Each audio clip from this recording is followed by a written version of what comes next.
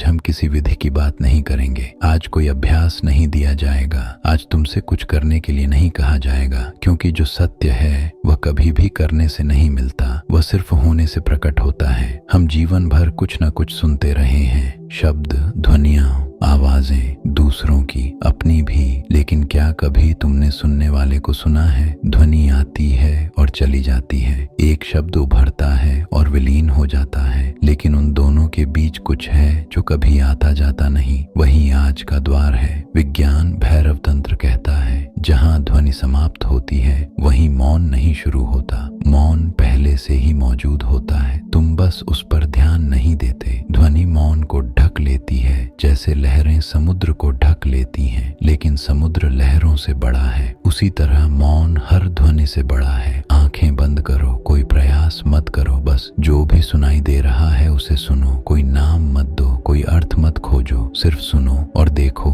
कि सुनने वाला कहाँ स्थित है। क्या वह शब्दों में है या शब्दों के पीछे? धीरे धीरे एक स्पष्टता आएगी कि ध्वनि बाहर है और सुनने की क्षमता भीतर। यही पहला अलगाव है। ध्वनि वस्तु है और सुनना तुम हो। जब यह अंतर स्पष्ट हो जाता है तो मन शांत होने लगता है, क्योंकि मन ध्वनियों पर जीता है और तुम मौन पर। आज बस इतना ही, कोई निष्कर्ष नहीं, कोई लक्ष्य नहीं, सिर्फ एक अनुभव कि ध्वनि के पीछे एक मौन है और उसी मौन में तुम हो।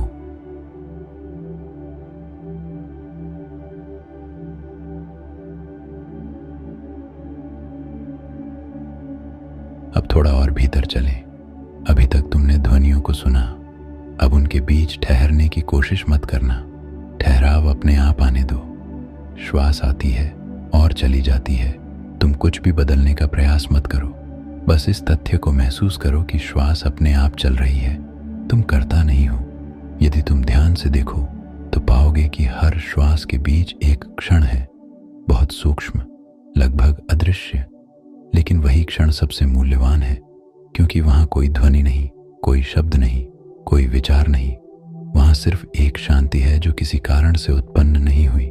मन इसी क्षण से डरता है, क्योंकि मन ध्वनि से जीवित रहता है। विचार भी एक ध्वनि है, और जब ध्वनि रुकती है तो मन कमजोर पड़ने लगता है। इसलिए वह तुम्हें लगातार किसी न किसी बात में उलझाए रखता है। लेकिन आज तुम मन की बात मत सुनो, उसे बस देखो। जैसे कोई व्यक्ति सड़क किनारे बैठकर भीड़ को देखता है, वह भीड़ का हिस्सा नहीं बनता, वैसे ही तुम विचारों के दर्शक बनो।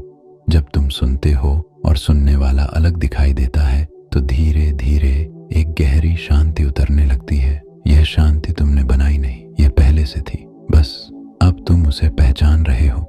यही ध्यान की शुरुआत है। कोई उपलब्धि नहीं, कोई चमत्कार नहीं, सिर्फ घर लौटने जैसा एक भाव, जहां कुछ भी साबित नहीं करना, कुछ भी बनना नहीं, बस होना है।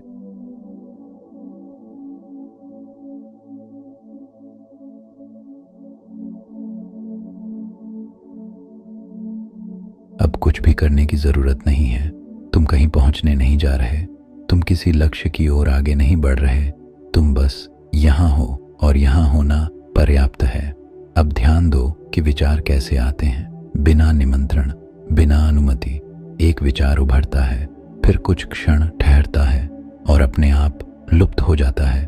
तुम उसे रोक नहीं सकते और तुम उसे पकड़ भी नहीं सकते, लेकिन तुम उसे देख सकते हो। यही साक्षी होने की शुरुआत है। साक्षी होने का अर्थ यह नहीं कि तुम अलग खड़े हो, इसका अर्थ है तुम जुड़े हुए बिना उपस्थित हो। जैसे आकाश बादलों से जुड़ा नहीं होता, बादल आते हैं जाते हैं लेकिन आकाश अछूता रहता है, वैसे ही विचार तुम्हारे भीतर आते जाते हैं लेकिन तुम उनसे अलग हो। इस अंतर को समझने की कोशिश मत करना, कोशिश भी एक विचार है, बस इसे होने दो। धीरे धीरे एक बात स्पष्ट होगी कि साक्षी भी एक रूप है, एक सूक्ष्म स्थिति, और जब देखना और देखने वाला दोनों दिखने लगते हैं तो उनके बीच की दूरी घटने लगती है। अब विचार कम नहीं होते, लेकिन उनकी पकड़ ढीली पड़ जाती है। वे अब तुम्हें खींच नहीं पाते, तुम उनके साथ बहते नहीं, तुम सिर्फ उन्हें पार करते देखते हो। यहीं एक गहरी खामोशी उतरती है। कोई उत्साह नहीं, कोई घोषणा नहीं, बस एक सादगी, और उस सादगी में एक मौन जो किसी प्रयास से नहीं आया, जो किसी अभ्यास का परिणाम नहीं है, वह स्वाभाविक है, वह तुम हो।